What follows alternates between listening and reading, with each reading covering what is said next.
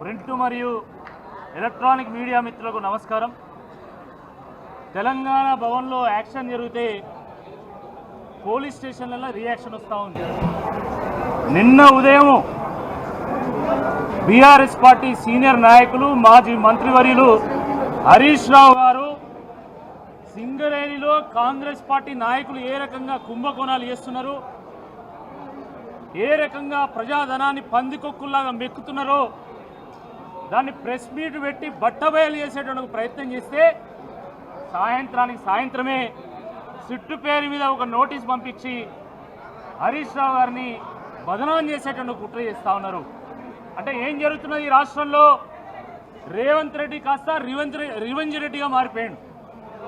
Revenge వాళ్ళ character అయితే revolt Telangana character అనేటువంటి వాస్తవాన్ని మర్చిపోవద్దని చెప్పి సందర్భంగా గుర్తు చేస్తూ ఉన్నాము.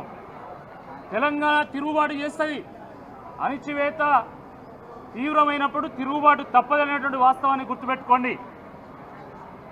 ఈరోజు కాంగ్రెస్ పార్టీ నాయకుల 1,00,000 కోట్ల దోపిడీకి బీఆర్ఎస్ పార్టీ నాయకులు కేటీఆర్ గారు, హరీష్ రావు గారు అడ్డం పడుతున్నారనేటువంటి కుట్రతోని ఎట్లయినా అడ్డాన్ని తొలగించుకోవాలంటే ఈ దొంగ కేసులు పెట్టాలి, వాళ్ళని ఇబ్బంది పెట్టాలనేటువంటి కుట్రలో భాగమే ఈ సిట్టు కేసు అని చెప్పి ఈ సందర్భంగా మనవి చేస్తున్నాము. ఇప్పటికే ఈ ఫోన్ ట్యాపింగ్ కేసులో హరీష్ రావు గారు క్లీన్ చిట్గా ఉన్నాడని చెప్పేసి మరి హైకోర్టు చెప్పింది. సుప్రీంకోర్టు కూడా దీంట్లో పసలేదని చెప్పింది.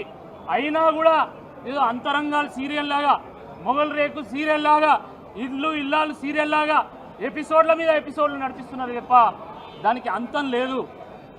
కొండని తవ్వి ఎలుకను పట్టినట్టుగా ఎన్ని కమిషన్లు చేసిండ్రు, ఎన్నిసార్లు విచారణ పిలిచిండ్రు. కాళేశ్వరం కమిషన్ అని, ఫార్ములా రేస్ కమిషన్ అని, ఆ కేసు అని, ఈ కేసు అని అనేక రకాలుగా మీరు విచారణలు పిలిచినా కూడా ఇప్పటి వరకు తేల్చింది ఏం లేదు. ఈ కేసులో కూడా తేలేది లొట్టపీస్ అని చెప్పి ఈ సందర్భంగా మనం చేస్తూ ఉన్నాము. మిత్రులారా, మొన్న జరిగినటువంటి పంచాయతీ ఎన్నికల్లో పట్టపగలే ప్రజలు కాంగ్రెస్ పార్టీకి చుక్కలు చూపెట్టిళ్ళు. మరి ఇప్పుడు సింబల్ మీద ఎన్నికలు జరగబోతా ఉన్నది కాబట్టి మున్సిపల్ ఎన్నికల్లో కూడా ఘోర ఓటమి తప్పదనేటువంటి కుట్రతోని ఈరోజు హరీష్ రావు గారిని బదనాం చేయాలనేటువంటి ప్రయత్నం చేస్తూ ఉన్నారు. అంటే డైవర్షన్ పాలిటిక్స్ చేస్తూ ఉన్నారు, పొల్యూషన్ పాలిటిక్స్ చేస్తూ ఉన్నారు. 2 సంవత్సరాల నుండి ఇప్పటి వరకు ఈ ప్రభుత్వం చేసింది ఏమీ లేదు ప్రజలకు, కాబట్టి చెప్పడానికి కూడా ఏమీ లేదు. కాబట్టి మరి ఏ రకంగానైనా బీఆర్ఎస్ పార్టీని బదనాం చేయాలి, బురద వెళ్ళాలనేటువంటి ఆలోచనతోనే ఈ రకంగా సిట్టు పేరు మీద, కమిషన్ల పేరు మీద బీఆర్ఎస్ పార్టీ నాయకులను ఇబ్బంది పెట్టేటువంటి ప్రయత్నం చేస్తూ ఉన్నారు. ఈ ఉడత ఊపులకు, పిట్టవు బెదిరింపులకు, ఈ టాటాకు సప్పులకు భయపడ్డాడు ఎవరు లేడు. బీఆర్ఎస్ పార్టీ ఉద్యమ పార్టీ, ఉద్యమించినటువంటి పార్టీ. కాబట్టి తప్పకుండా దీన్ని ఎదుర్కొంటాం, న్యాయకోర్టులో ఎదుర్కొంటాం, అవసరమైన ప్రజాకోర్టులో కూడా ఎదుర్కొంటాం.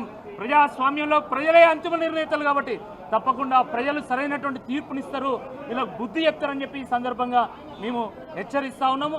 ఇప్పటికైనా కాంగ్రెస్ పార్టీ నాయకులు ఈ రాష్ట్రంలో ఉన్న ప్రజా సమస్యల మీద దృష్టి పెట్టాలా. ఫీజు రింబర్స్మెంట్ రావట్లేదు, స్కాలర్షిప్ రావట్లేదు, ఉద్యోగాలు రావట్లేదు, యూరియా సమస్య ఉన్నది, అనేక సమస్యలు ఈరోజు ప్రజాక్షేత్రంలో ఉన్నా కూడా కాంగ్రెస్ పార్టీ నాయకులు మాత్రము వాటాల కోసం, మూటల కోసం ఈరోజు బహిరంగంగా రోడ్డుకెక్కి కొట్టుకుంటున్నారు. అది ఎక్కడ ప్రభుత్వ ప్రతిష్టను దిగజారుస్తుందో అనేటువంటి భయంతోనే దాని నుండి గట్టెక్కడానికి ఈరోజు కాంగ్రెస్ పార్టీ ఈ సిట్టు పేరు మీద మరొక కుట్రకు తెరలేపింది. ఆ కుట్రను భగ్నం చేయడానికి ఈరోజు బీఆర్ఎస్ పార్టీ నాయకులు గ్రామాన వాస్తవాలు ప్రజలకు తెలియజేసేటువంటి ప్రయత్నం చేస్తారు. తప్పకుండా దీన్ని ఎదుర్కొంటాం.